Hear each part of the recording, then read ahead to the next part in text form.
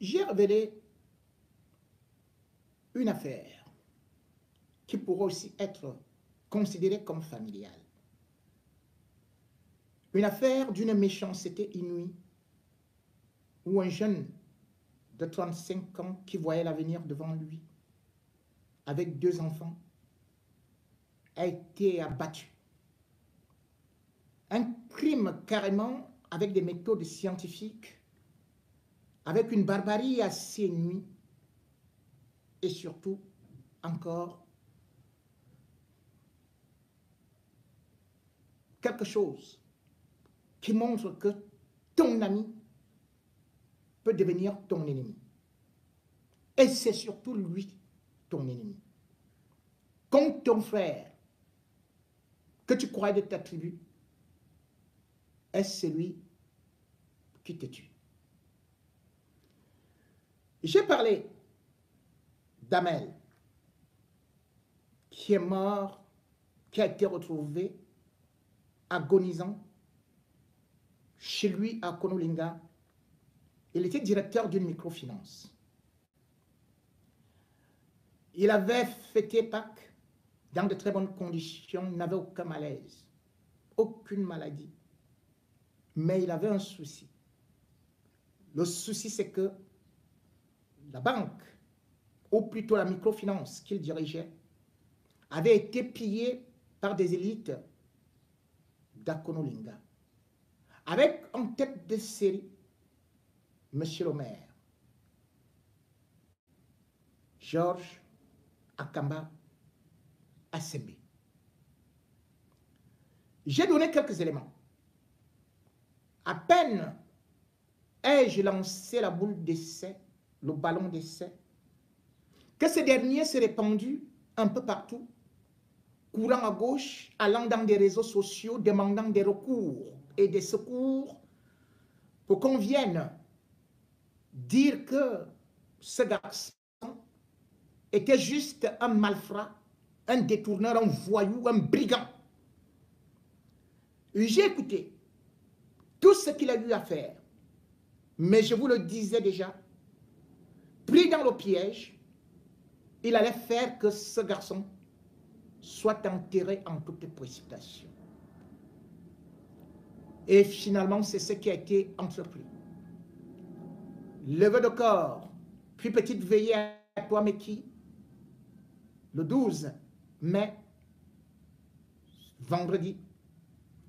Et puis, direction à Konolinga, en toute précipitation, et enterrement samedi le 13, dans la plus grande intimité. Le tour est joué. Parce que j'avais ouvert la boîte de Pandore et que je demandais avec insistance une enquête de la police scientifique doublée de la police judiciaire. Il fallait donc se débarrasser du colis encombrant. Amel est parti rejoindre ses ancêtres. Mais je ne pourrais pas, de la même façon que j'ai dit sur l'assassinat de Martinez Zogo, me taire. Je ne pourrais pas accepter cette parodie qui veut qu'un frère ou un grand frère élimine son petit frère et qu'il se serve de la famille et d'autres frères pour dire le linge sale se lave en famille. On ne tue pas en famille. Dès qu'on tue déjà, c'est le ministère public qui doit se saisir de l'affaire.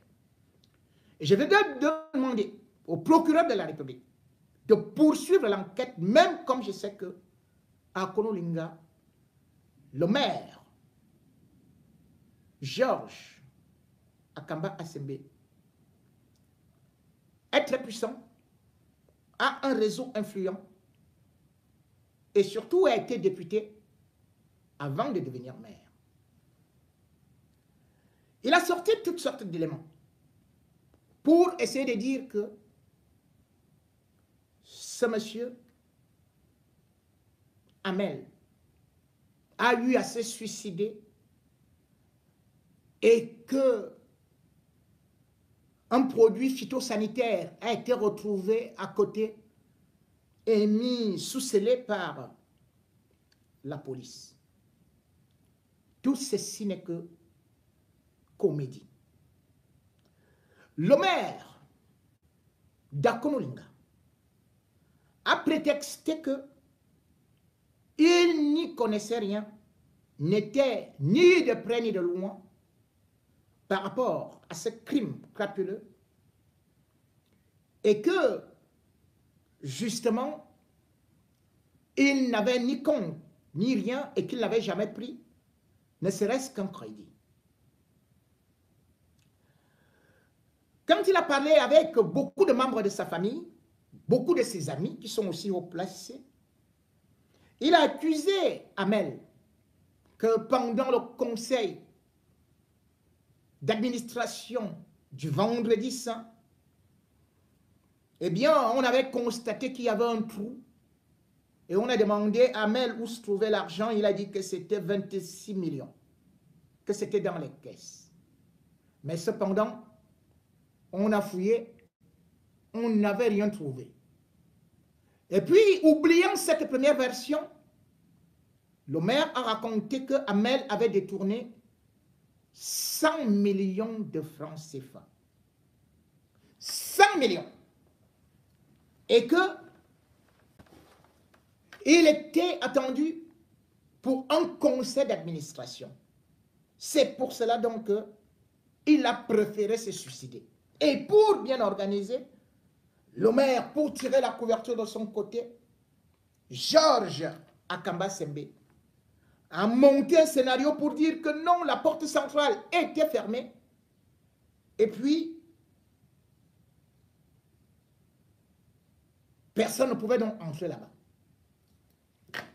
Mais je vais vous dire encore que monsieur le maire, Georges Akamba Sembe, vous êtes en train de me regarder. Je vous dis, je connais ce que vous avez fait. Première des choses, je confirme que vous avez pris de l'argent dans la MUFID, cette caisse, cette microfinance que dirigeait le jeune homme. Vous lui avez dit que vous alliez rembourser cela. Et je confirme que son adjoint, dont j'ai présenté la photo la dernière fois, eh bien, était bien au courant que vous deviez rembourser ce jour-là, exactement le lundi 10 avril 2023, 10 millions de francs CFA. Amel avait donc dit à ses collègues, avait dit à d'autres personnes qu'il avait rendez-vous avec vous. Il était arrivé chez lui. Et voici ce que vous avez fait.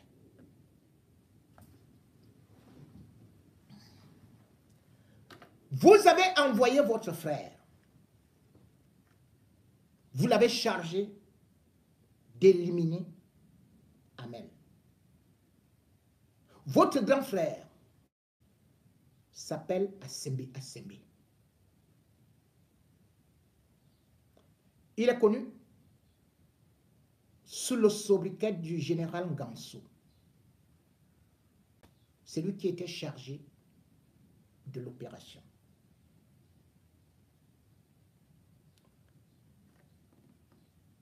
Amel a grandi au quartier d'Amba. Il vivait dans la maison de sa tante, que vous connaissez très bien. La tante d'Amel, étant bien sûr dans la chorale, étant femme d'église. Vous connaissez le père d'Amel. Et c'est par là que vous l'avez manipulé, en lui demandant de vous donner de l'argent que vous deviez rembourser. Vous n'avez jamais remboursé cela. Et vous aviez donc mis cette méthode que lorsque on doit venir faire le contrôle, eh bien une autre dame venait déposer de l'argent qu'elle récupérait après. Sauf que un client devait faire un retrait de 3 millions. Et c'est là où tout s'est gâté parce qu'il ne parvenait pas à retirer de l'argent. C'est là où les problèmes d'Amel ont commencé. Il vous a dit de remettre de l'argent parce que vous êtes du conseil d'administration. Vous dites que vous n'êtes ni de Près ni de Rouen. C'est vous qui dirigez le conseil d'administration. Le président du conseil d'administration n'est que un miroir, un épouvantail devant vous. Au quartier d'Amba, pour d'abord y aller. Votre grand frère, que j'ai dit, qui s'appelle Asemba Sembe, est connu pour le grand banditisme. Et c'est votre grand frère donc qui s'est chargé d'aller au rendez-vous avec des assassins. Ils ont donc fermé la porte. Ils l'ont achevé. Ils l'ont injecté. Ils l'ont laissé agonisant.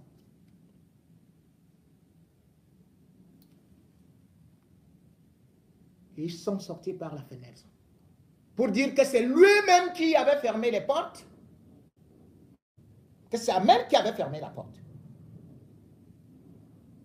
Et s'est suicidé. Mais là où vous avez commis l'erreur, c'est que votre grand frère, j'ai beaucoup de témoins qui ont vu, aller vers là. Votre grand frère habite la 4e entrée du quartier d'Amba.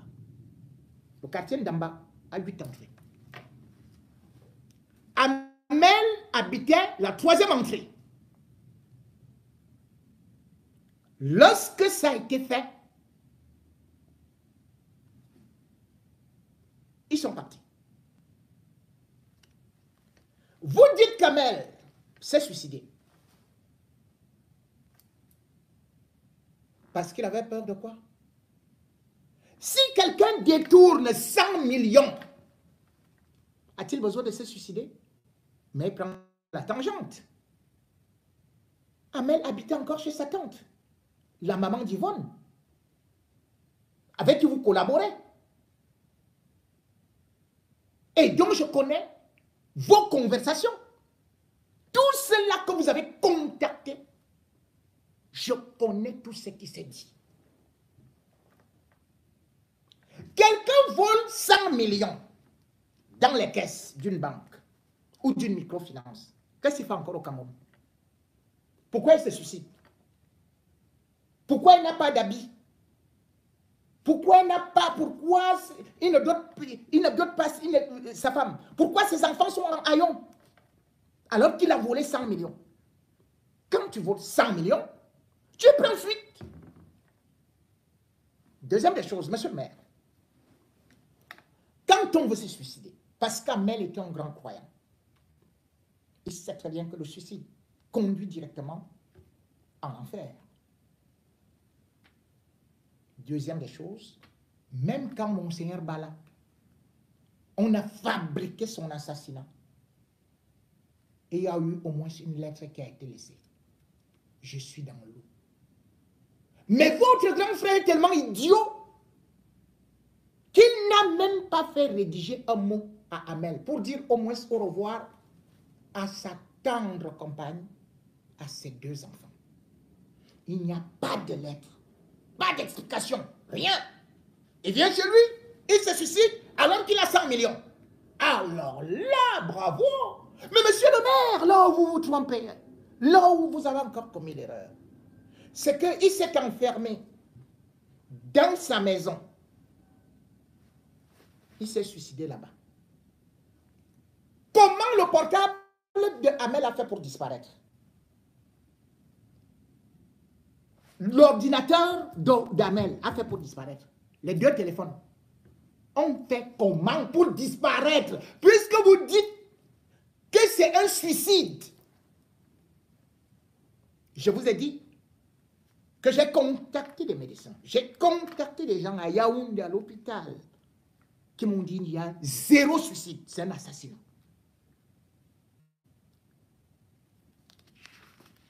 Voici le programme que vous avez contraint à la famille de faire. Parce que vous avez menacé en passant par Yvonne.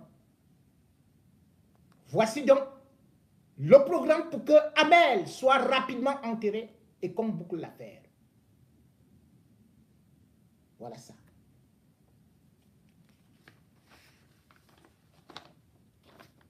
Voici le pauvre. Monsieur le maire, regardez bien votre photo. Et vous savez ce qui a été fait.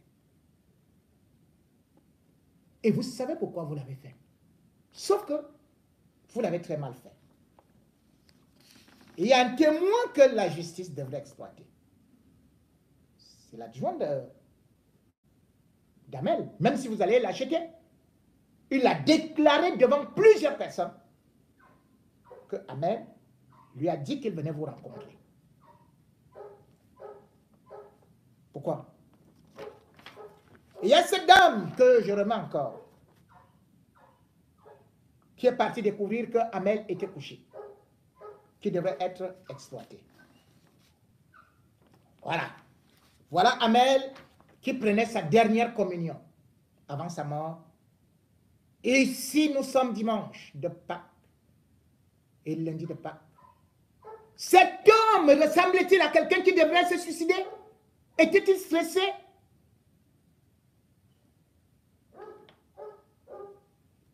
Non. L'erreur que vous avez commise, c'est d'aller faire encore du faux auprès de celui que vous appelez Bokolo Minkumu, soi-disant le président du conseil d'administration de la MUFID, de cette mutuelle. Je vais vous montrer comment est-ce que vous êtes ridicule. Dans votre raisonnement, vous dites que on avait adressé les demandes d'explication à Amel. C'est pour ça qu'il s'est suicidé. Que ces demandes d'explication ont été adressées le 6 avril. Ok. Je vais donc vous montrer comment vous êtes nul. Regardez cette lettre. C'est signé le président du conseil d'administration. Je montre d'abord pour que les gens puissent voir. J'attire votre attention sur la date. Ici, c'est la date. La date, c'est le 10 avril 2023. C'est-à-dire que quand Amel était déjà mort, on lui a adressé des demandes d'explication quand il était déjà mort. Voilà ce qui est écrit. À Konolinga, le 10 avril 2023. Amel est déjà mort. Numéro référence. Numéro 007 bar L bar PCA MUFID NEM 2023. Le président du conseil d'administration de MUFID NEM à monsieur le directeur général de MUFID NEM. Objet, présence du conseil de surveillance lors de l'ouverture imminente du coffre-fort. Nous sommes le 10 avril. Je vous fais comprendre que Amel est mort le 10 avril. Le président du conseil d'administration n'est pas au courant. Toi, Konolinga au courant. Et il parlait de l'ouverture des coffres-forts. Il s'adresse au directeur général qui est mort. Monsieur le directeur général, Vous avez informé les administrateurs réunis en séance du conseil d'administration du 7 avril 2023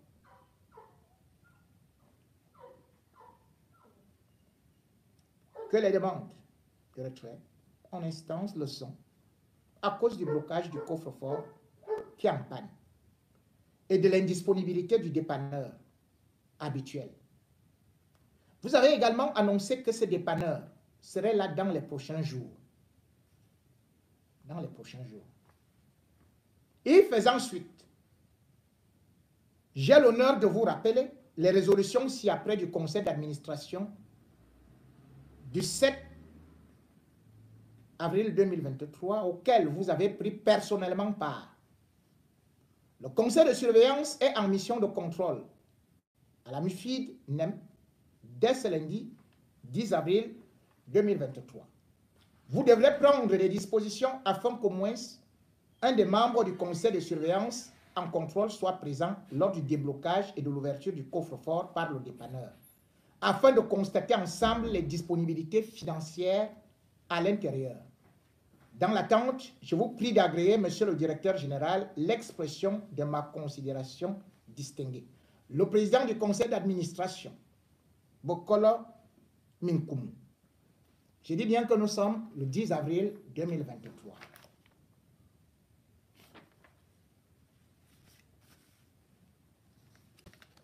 Toujours le 10 avril 2023, c'est-à-dire le jour de la mort. Hein? Quelqu'un y a mort. Le même président du conseil d'administration écrit.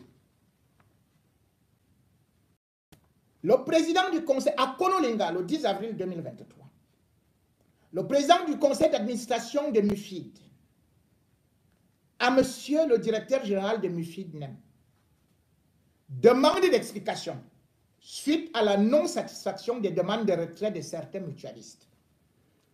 Monsieur le directeur général, au cours de la dernière semaine du mois de mars 2023, il a été porté à ma connaissance qu'un mutualiste au nom de Ngojan Anissé n'a pas pu effectuer un retrait de l'ordre de 3 millions francs CFA dans son compte 2 semaines durant pour réaliser une transaction foncière à Konulinga. Quand je vous ai interrogé sur le sujet, vous avez reconnu les faits et m'avez rassuré que la situation allait être régularisée dans un bref délai. Grande a été ma surprise quand, en séance de conseil d'administration du 7/4/2023, vous avez reconnu n'avoir toujours pas réglé le problème. Pire encore, un cas similaire a été soumis au conseil d'administration par l'administrateur M. Yanja Moïse, saisi lui aussi par un autre mutualiste. Et faisant suite, j'ai l'honneur de vous demander de me dire par écrit, dans un délai de 48 heures maximum, quel est le problème qui a conduit à cette situation et quelle est son ampleur? Quelles sont les mesures que vous avez prises pour y remédier et dans quel délai? Votre prompte réaction m'obligerait. Le président du conseil d'administration, encore Bokolo Minkumu. Il est à Konolinga. Hein? Il est à Konolinga. Et Amel, tout le monde, tout à Konolinga est au courant que Amel est déjà mort. Y compris Georges Akamba. Puisque d'ailleurs, je peux vous donner plusieurs communications dans son téléphone. Monsieur le maire, dans votre téléphone, la cousine d'Amel est enregistrée sous le nom AKGA. Yvonne. J'ai toutes vos conversations téléphoniques. Le 10 avril,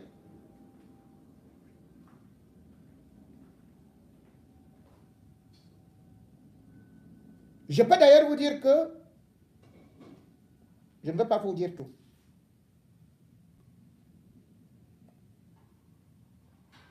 Votre dernière communication date, ou plutôt ce jour-là,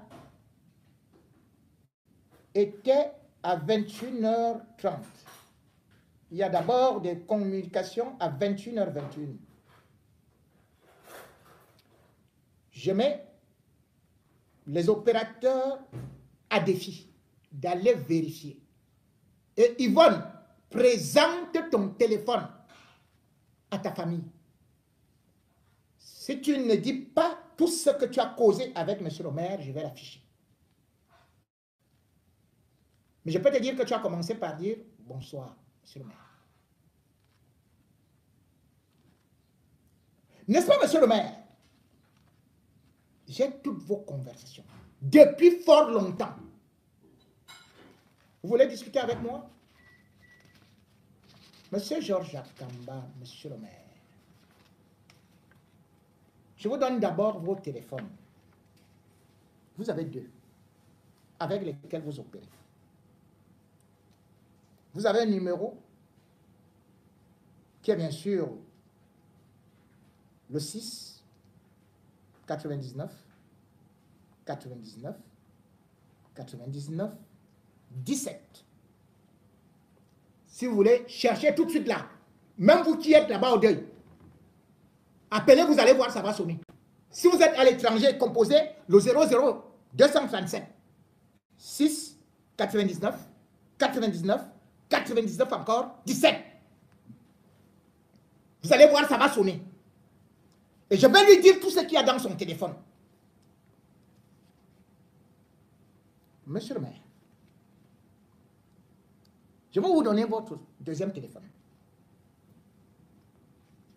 C'est le 6 77 74 44 27. Je reprends. Si je mens, vous dites que ce ne sont pas vos numéros de téléphone. 6 77 74 44 27. Vous qui m'écoutez, si vous êtes à l'étranger, faites le 00 237 6 77 74 44 27. Vous allez tomber sur monsieur le maire, Georges Akamba, à Sembe. Monsieur le maire, lorsqu'il y a mort d'homme, moi, je fais des vraies enquêtes. Ce garçon a laissé deux petits-enfants. Il n'avait que 35 ans.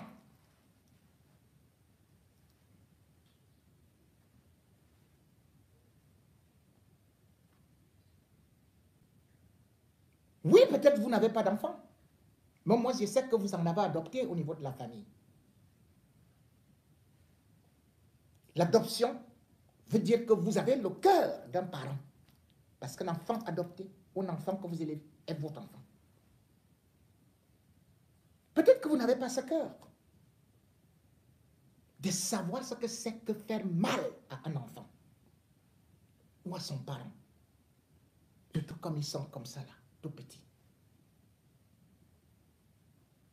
Oui, je sais que dans votre cœur, vous avez parfois cette angoisse-là. Qu'on vous a fait des choses au village pour que vous n'ayez pas d'enfants. Je sais que la femme que vous avez d'abord épousée, qui est ici à Paris, je ne vais pas parler d'elle. Parce qu'elle n'est pas dans l'affaire. Ni celle qui est de l'autre côté. Vous savez, je protège toujours les femmes et les enfants. Et encore que ceux qui sont ici souffrent beaucoup.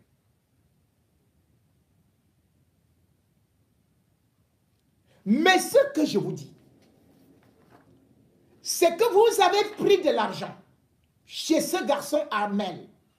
Vous lui avez dit que cet argent servait à votre campagne et que vous alliez remettre ça. Et comme d'habitude, c'est votre grand frère qui d'ailleurs lui se fait appeler Nganso, le général Nganso, et qu'on appelle Manoir. C'est lui que vous avez utilisé. Je connais dans toutes les petites cotisations d'Akonolinga où vous avez ruiné les gens, les femmes, en les harcelant, qu'on doit vous donner de l'argent.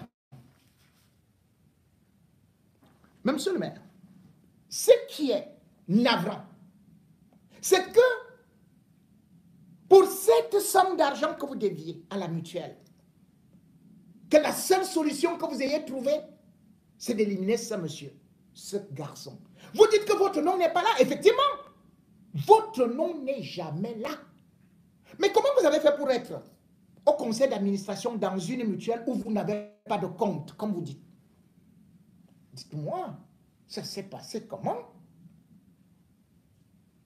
Vous vous retrouvez là, vous ne jouez pas au football et vous vous retrouvez capitaine d'une équipe de football. Mais expliquez-moi. Mais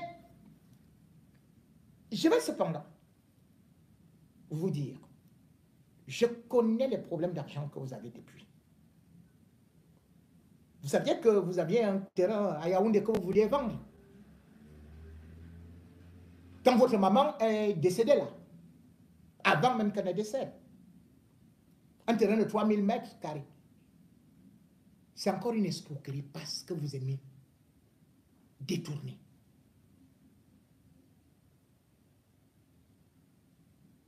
Vous êtes une méchanceté grave. Là où vous êtes né, ça s'appelle le quartier Loum. Loum est l'endroit d'Akonolinga où il y a la plus grande criminalité. Et pourquoi? Parce que ton grand frère et toi, vous avez créé des gangs de bandits.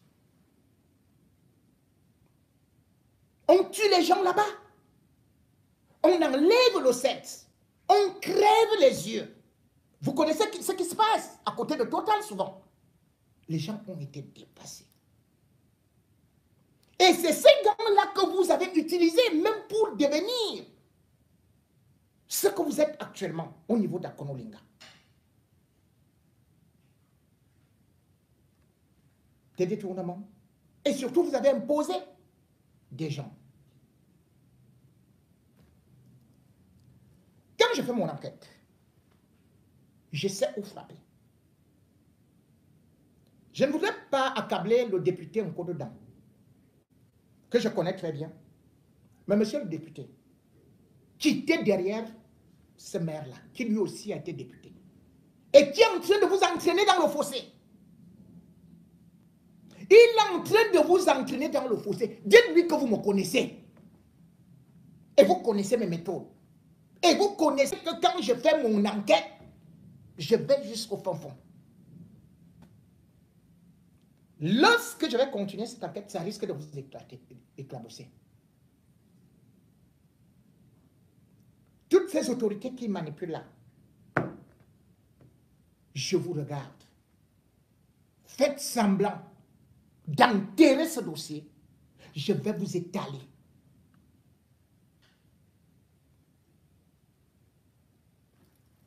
Monsieur le maire, il est normal que vous vous sentiez mal. Mais est-ce que vous pouvez imaginer la douleur que les autres ont de perdre un enfant de cet âge? Et surtout, lorsque c'est vous qui salissez son nom partout à Akonolinga, vous le traitez d'escroc, de malfrat, de malhonnête, de voyou, de brigand. Mais c'est incroyable pour quelqu'un qui est mort. Vous avez exigé qu'on l'enterre précipitamment, alors que l'autopsie, vous avez dit qu'il n'y a pas d'autopsie. Vous étiez content. Vous croyez qu'il n'y a pas d'autopsie? Vous serez surpris.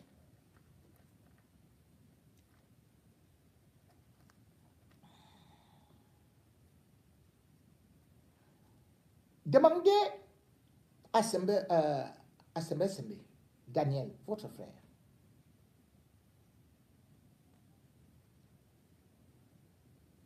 Qu'est-ce qu'il faisait en prison?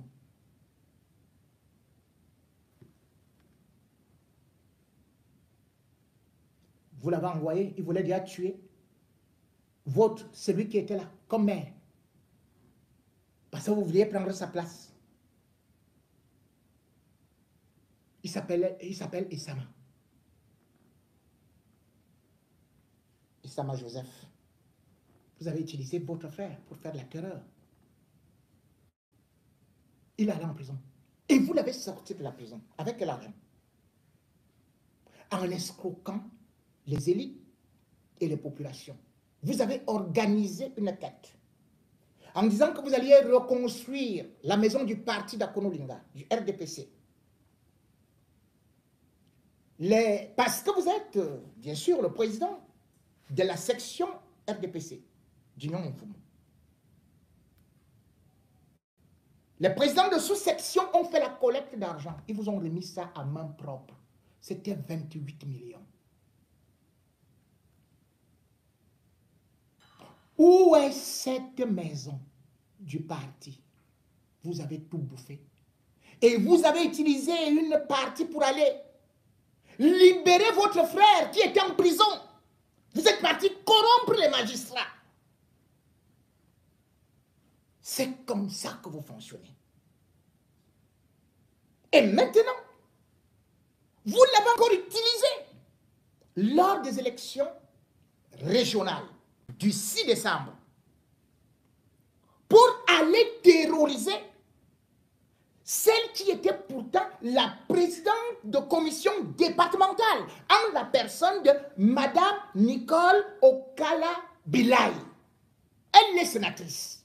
Elle a été envoyée en mission par Paul Biya et par Jean Koueté, qui est secrétaire général, pour la validation des listes. Le 14 septembre 2020, elle est arrivée à Konolinga. Qu'est-ce que vous avez fait? Vous avez monté des bandits pour tenter de l'assassiner. Juste parce que elle ne voulait pas de votre... Elle a dit, vous aviez un candidat qu'on appelle Andomé Langa, que vous vouliez imposer. Devant une femme qui pourtant est dans le RDPC depuis et qu'on appelle Liontine Mba. Liontine Evina plutôt. Liontine Evina. Liontine Evina est dans le RDPC depuis 1985, c'est-à-dire que le jour de la création. Vous êtes parti prendre quelqu'un qui est dans la mafia avec vous, qui s'est enrichi en volant dans la douane et qui vous donnait de l'argent. Alors que les textes du RDPC, la circulaire du chef de l'État, est aussi réitérée par le secrétaire général du RDPC, en la personne de Jean Koueté, disait que pour cette élection du 6 décembre, il fallait d'abord récompenser ceux qui ont fait preuve de militantisme depuis des années. Depuis des années. Andomé Langa n'était connu de personne, en dehors du fait qu'il distribuait de l'argent. Et lorsque la sénatrice est arrivée pour disqualifier cette femme, vous avez envoyé votre frère aller recruter ces bandits-là qui assassinent les gens à Konolinga. Ils étaient 34. Ils avaient des pancartes pour menacer une envoyée spéciale de Paul Biya. À peine, elle voulait entrer dans la salle, à l'hôtel. Ils ont commencé à chanter le nom, à imposer le nom de votre complice. Elle avait fait sortir ces gens-là.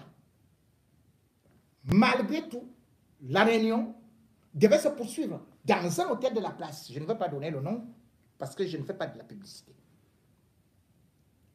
L'élection régionale, les élections régionales ne concernent pas toute la population. Ça ne concerne que le conseil municipal, donc les conseillers municipaux et les chefs traditionnels. Mais à l'hôtel, vous avez encore introduit les mêmes badauds pour aller intimider une sénatrice envoyée par Paul Biya. Et lorsque elle a même voulu dire que jusqu'à 3h30 du matin, parce qu'elle a aussi dit que maintenant, les gens que vous avez là sur la liste, même sur la liste de ce monsieur, mettez au moins un jeune en la personne de Bokolo Mimbama. Bokolo Mimbama est ingénieur civil. Il est jeune. Tout le monde le voit s'activer, comme justement aussi Léontine Evina. C'est des gens qu'on connaît. Elle est présidente de l'OJRDPC. Vous avez refusé. Vous avez même refusé, alors que vous êtes maire, de lui signer l'extrait d'acte de naissance. Il a fallu que la sénatrice vous dise que mais ce n'est pas possible. Vous avez l'obligation de signer ça. Vous avez refusé. Et finalement, à 8 h du matin, vos badauds sont venus dire, lorsque cette dame voulait déjà partir parce qu'elle voyait que ça n'allait pas à 3h30 et tout, les menaces, ils ont commencé à dire qu'ils vont brûler sa voiture, qu'ils vont la tabasser, la déshabiller, la tuer. Qu'est-ce que vous avez fait? Vous étiez plutôt content. Nicole Okala Bilay a dû prendre les procès-verbaux qu'elle avait pour remettre à certains de ses collaborateurs que fuyez avec, même si on me tue ici, partez avec ça au comité central du RDPC. Vos gars lui ont dit, on te donne 10 minutes pour accepter la candidature de notre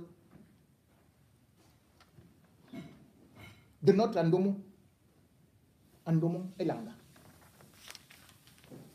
Et qu'est-ce qui s'est passé? Elle a dû appeler le préfet.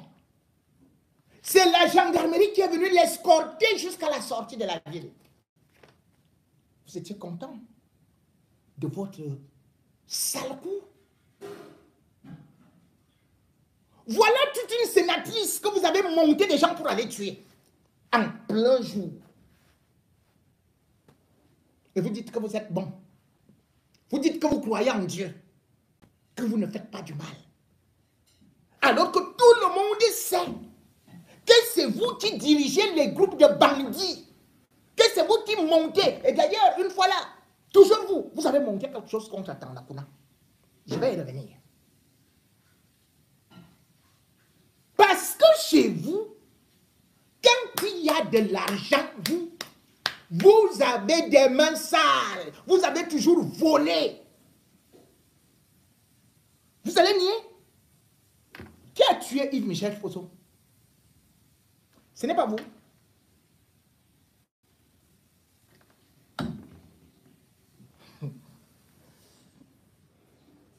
Yves-Michel Fosso était directeur général de la Camer. Et on vous a recruté dans sa société qu'il avait créée, qui s'appelait Air Leasing. Vous étiez directeur général adjoint. En 2010, vous avez profité du fait qu'avec votre petite sorcellerie et tout, vous avez lancé le sort sur Madame Ouette qui était directrice. Elle est tombée malade. Vous devenez directeur par intérim. Pendant qu'elle est en train de se soigner.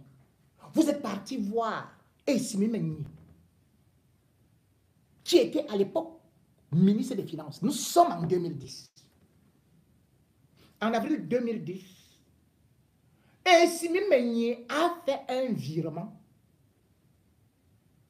de 125 millions dans Air Leasing, le compte de la société de Yves-Michel Fosso. En juin, il a fait un virement de 124 millions, sous prétexte que c'était une avance de trésorerie pour une entreprise en difficulté. Ça faisait 249 millions. En 2011, le même Essimi Menyi a fait un virement de 250 millions. Où est parti cet argent? Vous avez tout volé. Tout escroqué. Et Michel Fosso pleurait matin, midi, soir. Surtout que la société, c'était à lui. il avait saisi un cabinet d'avocats. Le cabinet d'avocats Mandeng. Vous vous souvenez? Il a saisi le tribunal criminel spécial pour une dénonciation. C'était le 4 avril. Le 4 janvier 2013. Puis le 14 janvier, il a écrit au procureur général près du tribunal criminel spécial pour vous dénoncer pour un détournement de 500 millions de francs CFA. On vous a convoqué plusieurs fois au TCS. Vous avez déclaré que non, vous avez pris de l'argent pour envoyer les avions en maintenance. Mais, et vous dites que vous avez le droit, alors que tout le monde sait que c'est le conseil d'administration qui doit valider. Vous avez dit non, le conseil d'administration ne doit pas valider quand le directeur doit entreprendre ceci et cela. C'est la première fois que j'entends de ça. Que le conseil d'administration ne sert à rien du tout. Le directeur général peut sortir de l'argent comme il veut et tout et tout. Et surtout, il n'y avait aucune convention entre le ministère des Finances et Air Leasing. Et cet argent est allé directement dans vos comptes. Vous avez retiré l'argent d'une société d'autrui pour remettre ça dans vos comptes. Vous avez tout bouffé. Et même, vous avez prétexté que vous étiez directeur général. Vous ne l'étiez pas. Vous étiez par intérim. Puisque c'est Madame Gouet Esther qui était directrice. D'où sortait votre droit de signature et de retrait de cette somme d'argent? On vous a chassé de Air Leasing le 25 avril 2012. Vous avez bloqué, vous avez fui avec la Prado, qui était la voiture de service.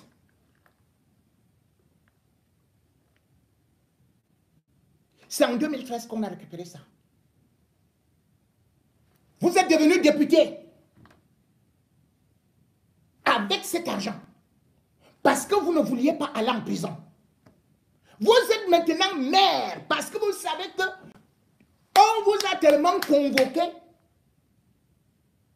au niveau du tribunal criminel spécial que vous n'avez fait que payer les gens à gauche et à droite, payer les gens pour tuer, payer les gens pour faire ceci, payer ceci. Vous êtes la pourriture incarnée d'Akonolinga. Vous croyez que tout ce que vous avez fait là, on ne le sait pas? Vous voulez que je sorte vos dossiers? Mais pour l'instant, je suis celui-là qui montre jusqu'où, avec de l'argent, vous n'êtes qu'un pilleur, un voleur, un détourneur et puis un tueur. C'est ce que vous êtes avec votre frère.